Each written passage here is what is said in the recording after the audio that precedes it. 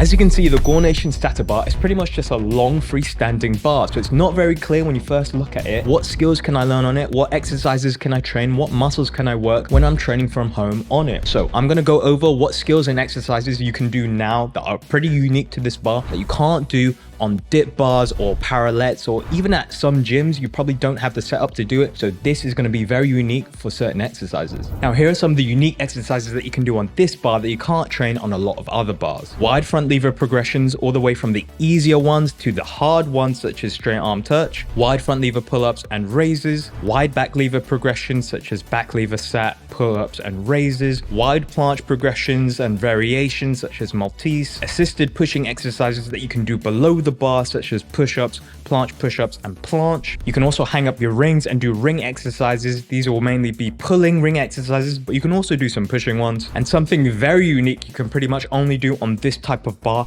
is pole static skill variations such as pole Maltese and pole Victorian. As you can tell, a lot of the exercises that you can pretty much only train on this type of bar are mainly static skill exercises. Of course, that's why it's called a static bar. But not only that, you can do other forms of exercises such as pushing exercises below the bar that maybe you've been struggling with in the past. You can now add a band on top and do those progressions beneath the bar. So this actually becomes sort of like a pull-up bar in certain scenarios. So that can be a very good option if you don't have the space or the doorway that can fit a pull-up bar, or you don't want to damage your doorway, but you still want to do some assisted pushing exercises below, or you want to do some ring exercises and you have nowhere to hang it up. This can be the next best option. Now, the other exercises that you can do on this bar that you can do on some other kinds of bars are partial range of motion pull-up variations, muscle up exercises such as negatives, partial range of motion muscle ups, front lever exercises and holds, back lever exercises and holds, bodyweight rows, Hephaestus exercises, dip variations such as straight bar dips or Korean dips, planche exercises such as supinated or pronated versions, elbow lever and one arm elbow lever variations. And there's probably even more I haven't thought of, but that's what I got so far, either performing on the bar myself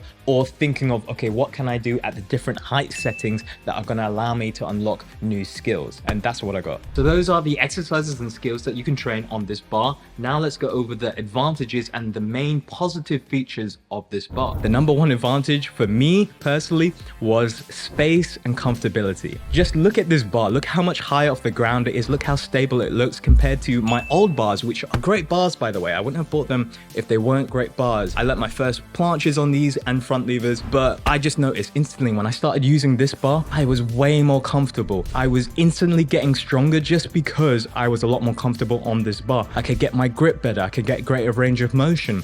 I could just feel stronger on this bar just because I was more comfortable. I could set up correctly and had greater range of motion in a lot of the exercises I was doing. So I've actually gotten a lot stronger in a lot less time just because I started using this bar, and that is no exaggeration. I have felt stronger on this bar than I ever have on this bar. Yeah, no exaggeration there. So I just had to mention that as the first advantage, is just the comfortability. Like if you were a child, this would feel stable, but if you're a grown man, then you kind of want to go for a bigger bar. You're just going to feel more comfortable. So that's the number one advantage that I just had to mention first, that I literally just got stronger on this bar because of how comfortable and the space this bar gives you. Quickly before I fall, if you are looking at this bar and you're thinking, yes, this is the bar I need, and you're watching this video close to when it was published, it's now Black Friday at GORNATION. So if you do want to buy this bar, this is the biggest sale of the year and it will be the cheapest you can get this bar. So I'll advise, if you do want it, buy it now. And you can use the code JACK10 to get an extra 10% off on top of this sale. So that's up to 40% off this bar.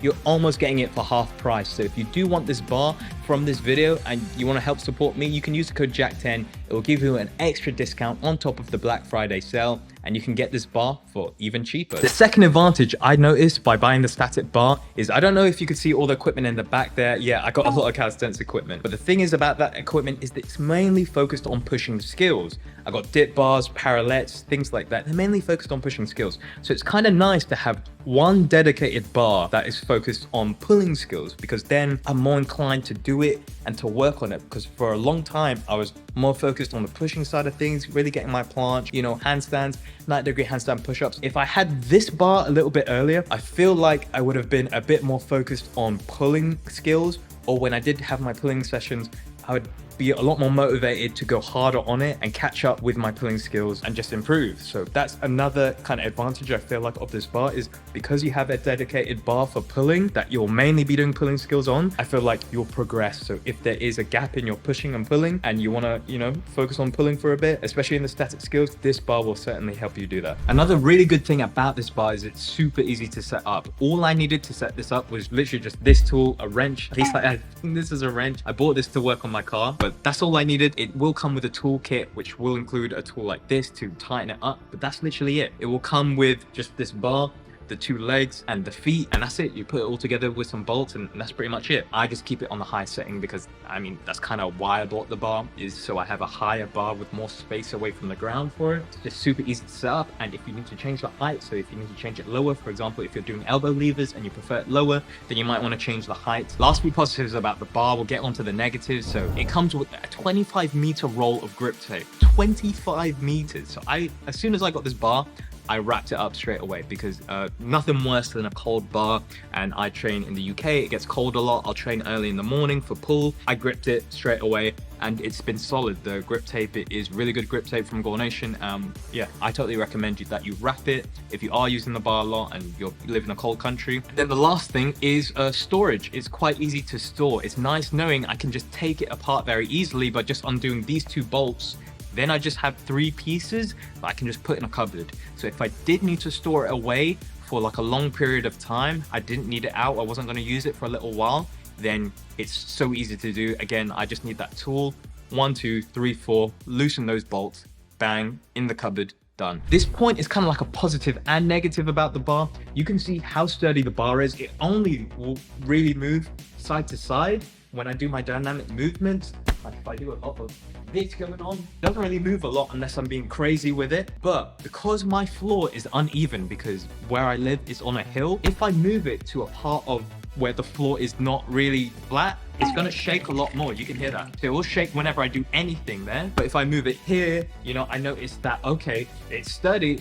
So I have to make sure that it's on a flat surface. It really helps that it has rubberized feet. It helps grip the ground and make sure that it's not going to scratch the floor. But it is something to note that if you live in an area where the floor is really uneven, you know, there's a lot of cracks or something, you might get the bar shaking a lot. Rather than it being very sturdy. So you want to make sure that it's on a nice kind of surface. That's one thing to note. It's not really a fault of the bars. It's just something you need to note if you are getting them and you live in an area where maybe the floor is very uneven. Another thing to note about the bar is storing it away if you're not taking it down and you're leaving it up. As you can see, this is where I leave my bars usually, is like near this radiator. And as you can see, it takes up a considerable area when I'm just leaving it up. There's not much I can really do about this. There is enough space in my room that I can walk around it, so it's not too much of a problem for me. It's a little bit annoying, but if you live it in a small room or small apartment where you have to take it down and store it away, that can get a little bit annoying. It's not the worst thing in the world, but you know, it's only a few bolts. This would take 2 minutes to put up. So I don't even think that's a big deal. For me, it's worth it. But it is a disadvantage that I have to note. If you're in a small area, you might have to take it down, put it up every time you want to use it. And if you do want to leave it up, then you know, it's going to take up some area, but something for you guys to know. And that's honestly it for the disadvantages. I can't think of a single other thing I can say negatively about this bar. This bar is for anyone that wants to learn specific skills that use a wide grip, or want to learn static skills such as the front lever, back lever, planche as well, but you're better off learning the planche with P bars at a gym with a high pull-up bar. But if you do want to learn calisthenics and you know you